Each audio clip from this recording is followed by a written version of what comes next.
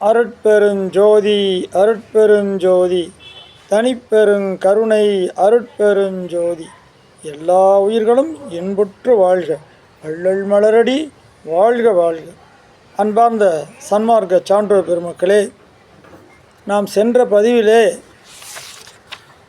சமய வாழ்வியல் முறைக்கும் சன்மார்க்க வாழ்வியல் முறைக்கும் உள்ள சில ஒற்றுமை வேற்றுமைகளை பார்த்தோம். இப்பொழுது இந்த மூன்றாவது பதிவில் வள்ளலாருக்கும் பிற ஞானிகளுக்கும் என்ன வேறுபாடு என்பதை நாம் சற்று தெரிந்து கொள்வோம். அப்பொழுதுதான் இந்த சுத்த சன்மார்க்கனுடைய அடிப்படை நமக்கு புரியும். வள்ளற் பெருமானுக்கு முன் வந்த ஞானிகள் அனைவரும் இறைவனை அடைய வழியை தேடினர். அதில் எந்த ஒரு மாற்றமும் இல்லை. அதில் ஒன்று பக்தி மார்க்கத்திலும் மற்றொன்று யோக மார்க்கத்திலும் தேடினார்கள். அப்படி தேடிய பொழுது பக்தி மார்க்கத்தில் தேடியவர்கள் இறைவனை முக்தி என்ற நிலையில் அடையலாம் என்று கூறி வந்தார்கள். அதே சமயம் யோக மார்க்கத்தில் தேடியவர்கள் சித்தர் பெருமக்கள் எல்லாம் ஜீவன் முக்தி மற்றும் சமாதி நிலை அடைதல் மற்றும் சித்தி அடைதல் என்ற அந்த நிலைகளை எல்லாம் கூறி வந்தார்கள். இதில் சில சித்தர்கள் ஜீவசமாதி அடைந்துள்ளது நாம் அறிந்ததே.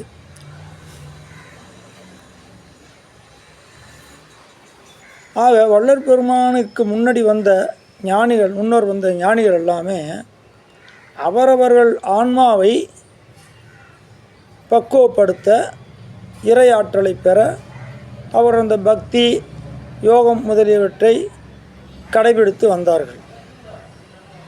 ஆனால் வள்ளற் பெருமான் சற்று வித்தியாசமாக, நாம் மட்டும் இந்த அருள்நிலையை பெற்றால் போதுமா, இந்த உலக உயிரெல்லாம் பெற வேண்டும் என்ற அந்த உயர்ந்த நோக்கத்தோடு வள்ளற் பெருமான் தனது சிந்தனையை மாற்று சிந்தனையாக இந்த சுத்த சன்மார் நெறியில் கொண்டு செல்கிறார். அப்படி நமக்கு வழிகாட்டியவர் எப்படி நாமெல்லாம் அந்த உயர்நிலை அனுபவத்தை, அருளை முழுமையாக பெற முடியும் என்று கூறும் பொழுது வள்ளற் பெருமான் ஆன்மநேயம், உயிரிரக்கம், ஜீவகாருண்யம், ஜீவகாருண்ய ஒழுக்கம் என்ற இந்த அனைத்தையும் முழுமையாக கடைபிடித்தால் இந்த உலகில் தோன்றி மனித தேகம் பெற்ற அனைவருமே வள்ளற் பெருமான் பெற்றது போல மரணமில்லா பெருவாழ்வு பெற முடியும். அப்போ மரணமில்லா பெருவாழ்வு என்பது இந்த ஆன்மாவிற்கு இந்த உடலையே, இந்த தேகத்தையே நாம் நிரந்தர உடலாக மாற்றி தருவது. அதாவது சுத்த தேகம், பிரணவதேகம், ஞான தேகமாக மாற்றி என்றும் அழியாத ஒளி உடலாக மாற்றுவது. அப்படி செய்ய வேண்டுமே ஆனால் ஒவ்வொரு மனிதனும் புலால் உணவை விட்டாக வேண்டும். அதனால்தான் வள்ளற் பெருமானுக்கு முன் வந்த ஞானிகள் அனைவரும் இந்த புலால் உண்ணாமை நெறியில் இருந்தாலும் முழுமையான அந்த உண்மையை அவர்கள் வெளிப்படையாக சொல்லவில்லை. வள்ளற் பெருமான் ஒருவர் தான் இந்த புலால் உண்ணாமை நெறியில் இருந்தால் மட்டுமே முதல் தகுதி கிடைக்கும், அதன் பிறகுதான் நாம் இறை ஆற்றலை பெற முடியும் என்பதை வெளிப்படையாக உலகிற்கு ஒரு பொது நெறியாக வகுத்து கொடுத்தார். ஆக இந்த சுத்த சன்மார்க்கத்தினுடைய பிரதான கொள்கை என்பது கொல்லா நெறிதான். இதை வள்ளற் பெருமான் பல பாடல்களிலே ஆங்காங்கே பதிவு செய்திருப்பார். காரணம் என்னவென்றால், பிற உயிர்களை நாம் துன்பப்படுத்தி அதை துன்பப்படுத்தி அவற்றை கொன்று அந்த புலாலை உண்ணும் பொழுது இந்த தேகம் இறை அருளுக்கு சற்றும் பாத்திரமாகாது. இதை திருவள்ளுவர் மிக அழகாக சொல்லுவார். தன் ஊன் பெருக்கற்கு பிரிதின் ஊன் உண்பான்கண் எங்கனம் ஆளும் அருள் என்று. ஆக கொல்லாமை என்பது மிக உயர்ந்த நெறி என்பதை உலகிற்கு வெளிப்படையாக பிரகடப்படுத்தியவர் வள்ளற் பெருமான் தான். மற்ற ஞானியெல்லாம் ஏதோ அவருடைய சமயங்கள், அவருடைய மதங்களுக்கு உரிய கொள்கையாக இதை வைத்திருந்தார்கள். எனவே தான் வள்ளற் பெருமான் பெற்ற அந்த உயர்ந்த அனுபவத்தை பிற ஞானிகள் பெற இயலவில்லை. இது வள்ளற் பெருமானே அகவலில் பதிவு செய்திருக்கிறார். மூவரும் தேவரும் முத்தரும் சித்தரும் யாவரும் பெற்றிடா இயலன கழித்தனை என்று சொல்கிறார். அப்போ இதுவரைக்கும் தோன்றிய ஞானிகளில் மூவர்னால் நமக்கு நல்லா தெரியும். திருமால், பிரம்மா, சிவன் இவர் கூட பெறவில்லை. அதன் பிறகு வந்த பக்திமான்களாகிய எண்ணற்ற ஞானிகள், யோகிகள், சித்தர்கள் யாவுமே வள்ளல் பெருமான் பெற்ற அந்த உயர்ந்த நிலையை பெற இயலவில்லை.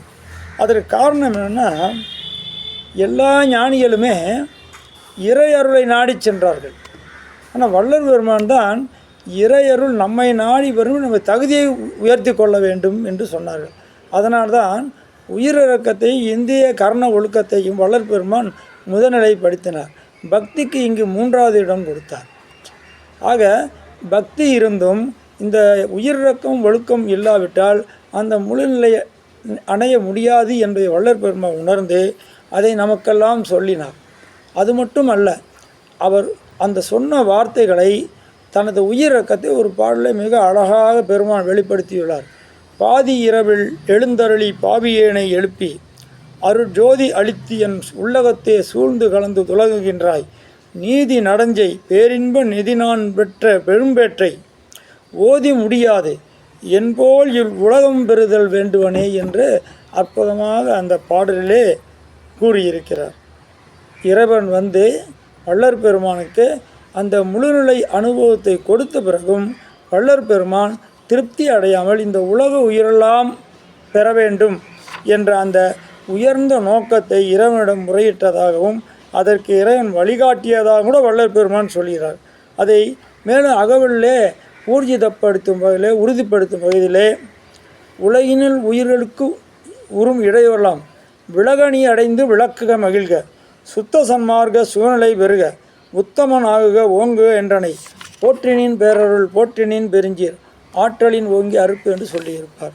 அதுபோல் சாதி சமய சலக்கை விட்டேன் அருள் ஜோதியை கண்டேன் என்று சொல்லி தன்னுடைய பற்றற்ற நிலையையும் அங்கே பெருமான் பதிவு செய்துள்ளார். எனவே நாம் எல்லோரும் இந்த இந்திரிய காரண ஒழுக்கங்களை கடைபிடிப்பது, சாதி சமயம் அந்த பற்றோடு வாழக்கூடாது.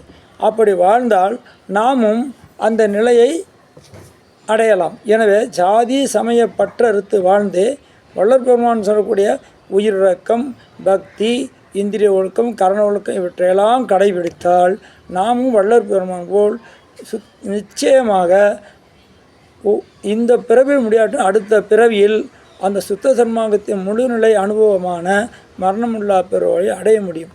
இது போன்ற நல்ல கருத்துக்களை நாம் சிந்திப்பது இதெல்லாம் நமக்கு சுபதினம்தான்.